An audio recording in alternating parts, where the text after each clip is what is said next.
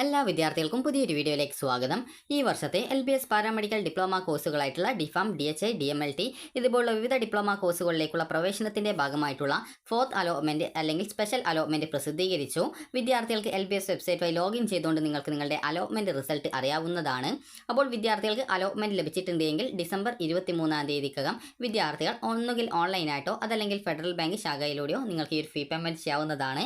അപ്പോൾ ഇതുമായി ബന്ധപ്പെട്ടുള്ള ഡീറ്റെയിൽസ് നിങ്ങൾക്ക് ഈ ഒരു വീഡിയോയിൽ തന്നെ നിങ്ങൾക്ക് അറിയാൻ സാധിക്കുന്നതായിരിക്കും. അതുപോലെ തന്നെ ടോക്കൺ ഫീ പേയ്മെന്റ് നിങ്ങൾ അടച്ച ശേഷം നിങ്ങൾക്ക് നിങ്ങളുടെ ഹോം പേജിൽ നിന്നും നിങ്ങൾക്ക് അലോട്ട്മെന്റ് മെമ്മോ ലഭ്യമാകും. അപ്പോൾ അതും നിങ്ങൾക്ക് നിങ്ങളുടെ ഒറിജിനൽ ഡോക്യുമെന്റ്സും സഹിതം നിങ്ങൾക്ക് ഏത് കോളേജിലാണോ അലോട്ട്മെന്റ് ലഭിച്ചിട്ടുള്ളത് ആ ഒരു കോളേജിൽ നേരിട്ട് ഹാജരായിട്ട് വിദ്യാർത്ഥികൾ ഈ ഒരു ഡിസംബർ 26-ാം തീയതിക്കകം നിങ്ങൾ അഡ്മിഷൻ നേടേണ്ടതാണ്. അപ്പോൾ വിദ്യാർത്ഥികൾക്ക് അഡ്മിഷനായിട്ട് എന്തൊക്കെ ഡോക്യുമെന്റ്സ് ആണ് വേണ്ടത് എന്നുള്ളത് നോക്കുന്നതിന് മുമ്പായിട്ട് വിദ്യാർത്ഥികൾക്ക് ഈ ഒരു അഡ്മിഷന് മുമ്പായിട്ട് ഈ ഒരു അലോട്ട്മെൻറ്റ് എങ്ങനെ പരിശോധിക്കാം, അതുപോലെ തന്നെ ഈ ഒരു അലോട്ട്മെൻറ്റ് മെമ്മോ എങ്ങനെ ഡൗൺലോഡ് ചെയ്തെടുക്കാം, അതുപോലെ എങ്ങനെ ഫീ പേയ്മെൻറ്റ് ചെയ്യാം, അതുപോലെ ഫിസിക്കൽ ഫിറ്റ്നസ് സർട്ടിഫിക്കറ്റ് എന്നിങ്ങനെ എല്ലാവിധ ഡീറ്റെയിൽസും നിങ്ങൾക്ക് ഈ ഒരു വീഡിയോ വഴി മനസ്സിലാക്കാവുന്നതാണ്. അപ്പോൾ ആദ്യം തന്നെ നമുക്ക് ഫിസിക്കൽ ഫിറ്റ്നസ് സർട്ടിഫിക്കറ്റ് ജസ്റ്റ് ഒന്ന് നോക്കാം. അപ്പോൾ ഇതാണ് ഫിസിക്കൽ ഫിറ്റ്നസ് സർട്ടിഫിക്കറ്റ്. ഇത് പ്രോസ്പെക്ടസിൽ കൊടുത്തിട്ടുള്ളതാണ്. പ്രോസ്പെക്ടസിൽ ഇത് കൊടുത്തിട്ടുണ്ട്. അപ്പോൾ നിങ്ങൾക്ക് ജസ്റ്റ് വേണമെങ്കിൽ അവിടെ നിന്ന് ഡൗൺലോഡ് ചെയ്തെടുക്കാം. അതല്ലെങ്കിൽ ഈ ഒരു PDF ഡൗൺലോഡ് ചെയ്തെടുക്കാനുള്ള ലിങ്ക് ഡിസ്ക്രിപ്ഷനിൽ കൊടുത്തിട്ടുണ്ട്. ജസ്റ്റ് അതിൽ ക്ലിക്ക് ചെയ്തുകൊണ്ട് വിദ്യാർത്ഥികൾക്ക് ഈ ഒരു PDF നിങ്ങൾക്ക് ഡൗൺലോഡ് ചെയ്തെടുക്കാവുന്നതാണ്. ഇതിൽ പ്രത്യേകിച്ച് നിങ്ങൾ ഫില്ല് ചെയ്യേണ്ട കാര്യങ്ങളൊന്നുമില്ല. ഡോക്ടറാണ് ഫില്ല് ചെയ്യേണ്ടതായിട്ടുള്ളത്. അതായത് ഏതെങ്കിലും ഒരു MBBS ഡോക്ടറുടെ അടുത്ത് പോയി കഴിഞ്ഞാൽ നിങ്ങൾക്കൊരു ഫോം ഫില്ല് ചെയ്ത് നിങ്ങൾക്ക് ഒരു ഫിസിക്കൽ ഫിറ്റ്നസ് സർട്ടിഫിക്കറ്റ് കിട്ടുന്നതാണ്. അപ്പോൾ ഇതിൽ നൽകിയിട്ടുള്ളത് physical fitness certificate for admission to professional diploma courses. അതുപോലെ ഇവിടെ ഡോക്ടറുടെ പേരാണ്. അതുപോലെ തന്നെ after careful personal examination of the case do hereby certify that എന്ന് പറഞ്ഞുകൊണ്ട് കൊടുത്തിട്ടുണ്ട്. അപ്പോൾ ഇവിടെ നിങ്ങളുടെ പേര് ഏതും അതിനുശേഷം അതായത് ആദ്യം ഡോക്ടറുടെ പേരാണ്, പിന്നീട് നിങ്ങളുടെ പേര്, അതായത് ശ്രീ ഓർ കുമാരി എന്നുള്ള ഭാഗത്ത്, അതുപോലെ തന്നെ അതിനുശേഷം ഇവിടെ അതിൻ്റെ ആ ഒരു ഡീറ്റെയിൽസും അതുപോലെ തന്നെ നിങ്ങളുടെ അല്ലെങ്കിൽ നിങ്ങളുടെ ഹൈറ്റ്, അല്ലെങ്കിൽ അതുപോലെ ഹൈറ്റ്, വെയിറ്റ്, ചെസ്റ്റ്, അതുപോലെ നിങ്ങളുടെ കാഴ്ചശക്തി എന്നിവയും ഇവിടെ ഡോക്ടറുടെ സിഗ്നേച്ചർ, അതുപോലെ തന്നെ പേര്, ഡെസിഗ്നേഷൻ, അതുപോലെ ഡോക്ടറുടെ രജിസ്റ്റർ നമ്പർ, പ്ലേസ്, ഡേറ്റ് എന്നിവയാണ്. ഈ ഒരു ഫോം ഫില്ല് ചെയ്ത് നിങ്ങൾ കൊണ്ടുപോകേണ്ട ആവശ്യമില്ല. ജസ്റ്റ് ഈ ഒരു ഫോം ഫില്ല് ചെയ്യാതെ പ്രിൻ്റ് എടുത്ത ശേഷം നിങ്ങൾ കൊണ്ടുപോയാൽ മതി. ഇതിൽ നിങ്ങളുടെ ഹൈറ്റ്, വെയിറ്റ്, ചെസ്റ്റ്, വിഷൻ എന്നിങ്ങനെയുള്ള ഡീറ്റെയിൽസ് മാത്രമാണ് രേഖപ്പെടുത്തുന്നത്. അപ്പോൾ ഇത് ഡൗൺലോഡ് ചെയ്തെടുക്കാനുള്ള ലിങ്ക് വീഡിയോയുടെ താഴെ കൊടുത്തിട്ടുണ്ട്. അപ്പോൾ ആ ഡിസ്ക്രിപ്ഷനിൽ നിന്നും നിങ്ങൾക്കിത് ഡൗൺലോഡ് ചെയ്തെടുക്കാവുന്നതാണ്.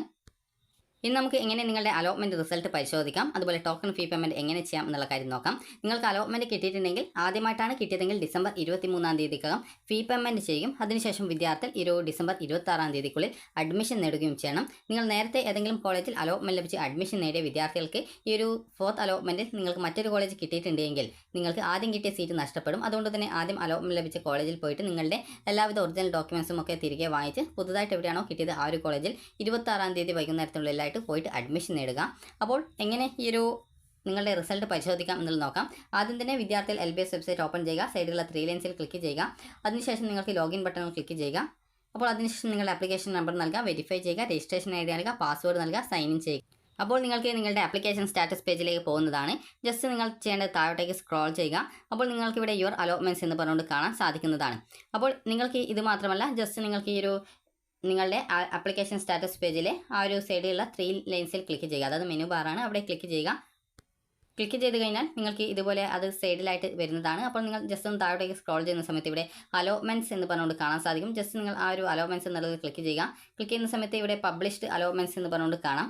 അപ്പോൾ പബ്ലിഷ്ഡ് അലോട്ട്മെൻറ്റ്സ് എന്നുള്ള ആ ഒരു ഓപ്ഷനാണ് സെലക്ട് ചെയ്ത് കൊടുക്കേണ്ടത്. അപ്പോൾ പബ്ലിഷ്ഡ് അലോട്ട്മെൻറ്റ്സ് ഓപ്ഷൻ സെലക്ട് ചെയ്ത് കഴിഞ്ഞാൽ ഇതുപോലെ നിങ്ങൾക്ക് യുവർ അലോട്ട്മെൻറ്റ്സ് എന്നുള്ള പേജിലേക്ക് പോകും. അപ്പോൾ നിങ്ങൾക്ക് ആദ്യമായിട്ടാണ് അലോട്ട്മെൻറ്റ് ലഭിച്ചിട്ടുള്ളത്, അതായത് നിങ്ങൾക്ക് ആദ്യമായിട്ടാണ് ഈ ഒരു അലോട്ട്മെൻറ്റ് കിട്ടിയിട്ടുള്ളത് എങ്കിൽ നിങ്ങൾക്കിവിടെ അലോട്ട്മെൻറ്റ് നമ്പർ 4 എന്നാണ് ഉണ്ടാവുക. കാരണം നിങ്ങൾക്ക് മുമ്പ് അപ്പോൾ നിങ്ങൾക്ക് ഈ ഒരു അലോട്ട്മെൻറ്റിൽ, അതായത് നേരത്തെ അലോട്ട്മെൻറ്റ് കിട്ടി നിങ്ങൾ അഡ്മിഷൻ നേടിയിട്ടുണ്ടായിരുന്നു അല്ലെങ്കിൽ നേടിയിട്ടില്ല. അപ്പോൾ അങ്ങനെയുള്ള വിദ്യാർത്ഥികൾക്ക് ഈ ഒരു അലോട്ട്മെൻറ്റ് കിട്ടിയിട്ടുണ്ടെങ്കിൽ ഈ ഒരു ആദ്യം ലഭിച്ച അലോട്ട്മെൻറ്റിൻ്റെ ആ ഒരു ഡീറ്റെയിൽസ് ഉണ്ടാവും.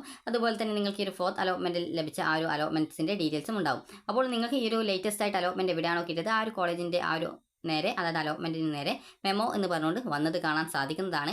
ഇവിടെ നിങ്ങൾ സ്ക്രീനിൽ കാണുന്നത് ഇവിടെ ഫസ്റ്റ് അലോട്ട്മെൻറ്റിലാണ് അലോട്ട്മെൻറ്റ് കിട്ടിയത്. എന്നാൽ പിന്നീട് ഈ ഒരു ഫോർത്ത് അലോട്ട്മെൻറ്റ് കിട്ടിയിട്ടില്ല.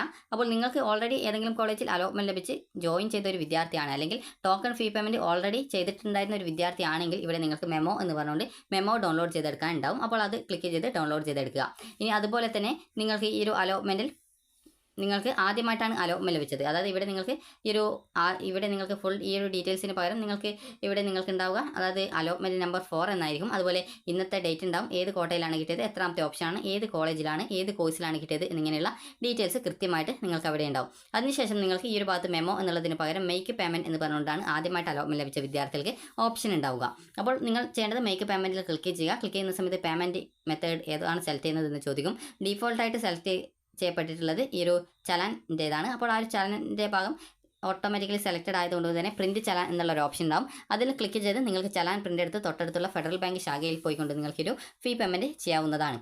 ഇനി അതല്ലെങ്കിൽ നിങ്ങൾക്ക് ഓൺലൈനായിട്ടുള്ള രണ്ടാമത്തെ ഓപ്ഷൻ സെലക്ട് ചെയ്യാം, അത് രണ്ടാമത്തെ പേയ്മെൻറ്റ് മോഡ് സെലക്ട് ചെയ്യാം. അപ്പോൾ അതിൽ നിങ്ങൾക്ക് ഉണ്ടാകുന്ന ഓപ്ഷൻ എന്ന് പറയുന്നത് ഒന്നുകിൽ UPI, അതുപോലെ ക്രെഡിറ്റ് കാർഡ്, അതുപോലെ ഡെബിറ്റ് കാർഡ് എന്നിങ്ങനെ ഓപ്ഷനുകളാണ് ഉണ്ടാവുക.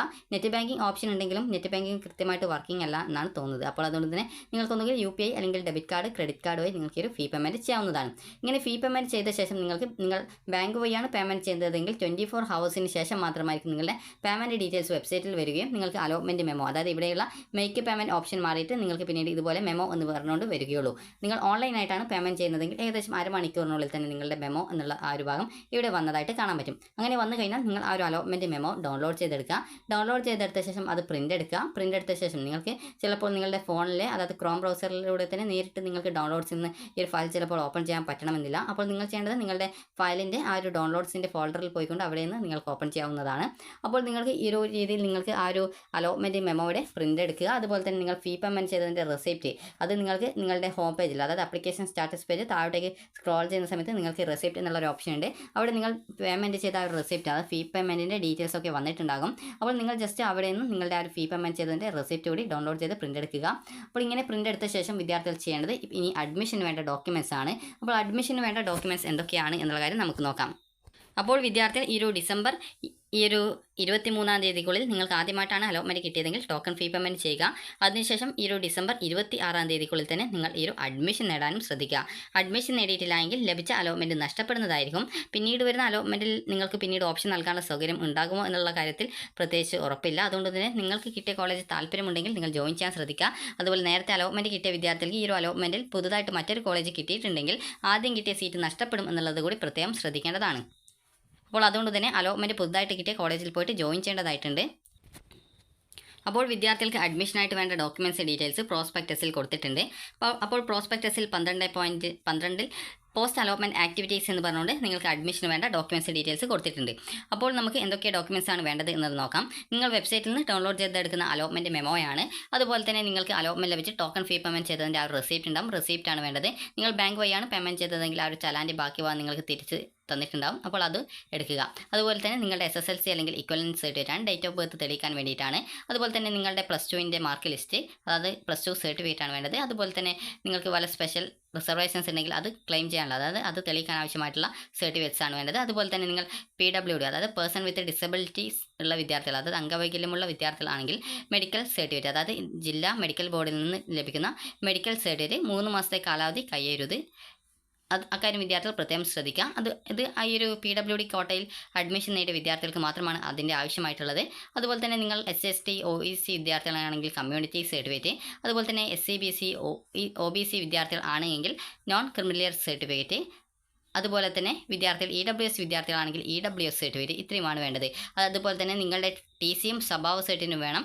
അതുപോലെ തന്നെ നിങ്ങൾ ഏതെങ്കിലും ഡിപ്പാർട്ട്മെൻറ്റിൽ ജോലി ചെയ്യുന്നവർ ആണെങ്കിൽ ആ ഒരു ഡിപ്പാർട്ട്മെൻറ്റിൽ നിന്നുള്ള റിലീവിംഗ് ഓർഡർ, അതായത് കോഴ്സ് പഠിക്കാനായിട്ടുള്ള വിടുതൽ, അതായത് കോഴ്സിന് പോകാനായിട്ടുള്ള ആ ഒരു വിടുതൽ സർട്ടിഫിക്കറ്റ് എന്ന് പറയാം, അല്ലെങ്കിൽ റിലീവിംഗ് ഓർഡർ എന്ന് പറയാം. അപ്പോൾ ആ ഒരു റിലീവിംഗ് ഓർഡർ ഉണ്ടായിരിക്കണം. അതായത് നിങ്ങൾക്ക് ആ ഒരു കോഴ്സ് പഠിക്കാനായിട്ട് അനുമതി നൽകിക്കൊണ്ടുള്ള ആ ഒരു ഉത്തരവിനെയാണ് റിലീവിംഗ് ഓർഡർ എന്നതുകൊണ്ട് ഉദ്ദേശിക്കുന്നത്. അത് എല്ലാവർക്കും ആവശ്യമില്ല. നേരത്തെ പറഞ്ഞതുപോലെ ഡിപ്പാർട്ട്മെൻറ്റുകളിൽ ജോലി ചെയ്യുന്നവർക്ക് മാത്രമേ ആവശ്യമുള്ളൂ. അതുപോലെ തന്നെ മൈഗ്രേഷൻ സർട്ടിഫിക്കറ്റ്, ഇത് പ്രത്യേകിച്ച് ആവശ്യമില്ല. അത് കേരളത്തിൽ +2 പഠിക്കാത്ത വിദ്യാർത്ഥികൾക്ക് മാത്രമാണ് മൈഗ്രേഷൻ സർട്ടിഫിക്കറ്റിൻ്റെ ആവശ്യമുള്ളത്. അതുപോലെ തന്നെ നിങ്ങൾക്ക് ഫീസ് ആനുകൂല്യമുള്ള വിദ്യാർത്ഥികളാണെങ്കിൽ ഇൻകം സർട്ടിഫിക്കറ്റ്, അടുത്തത് ഫിസിക്കൽ ഫിറ്റ്നസ് സർട്ടിഫിക്കറ്റ്. അതുപോലെ തന്നെ അടുത്തതായിട്ട് വേണ്ടത് വാക്സിനേഷൻ അഗെയിൻസ്റ്റ്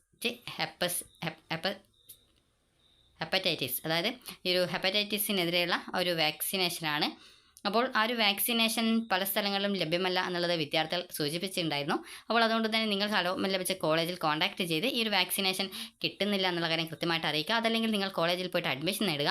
ഈ ഒരു അഡ്മിഷനായിട്ട് ഈ ഒരു വാക്സിനേഷൻ സർട്ടിഫിക്കറ്റ് നിർബന്ധമല്ല. കാരണം വാക്സിനേഷൻ ലഭ്യമല്ലെങ്കിൽ ആ ഒരു വാക്സിൻ ചെയ്യാനായിട്ട് ബുദ്ധിമുട്ടായിരിക്കും. അപ്പോൾ അതുകൊണ്ട് തന്നെ അത് കോളേജ് ലെവലിൽ ഈ ഒരു വാക്സിനേഷൻ ലഭ്യമാക്കുന്നുണ്ടോ എന്നുള്ളത് കൃത്യമായിട്ട് ചോദിച്ച് മനസ്സിലാക്കുക.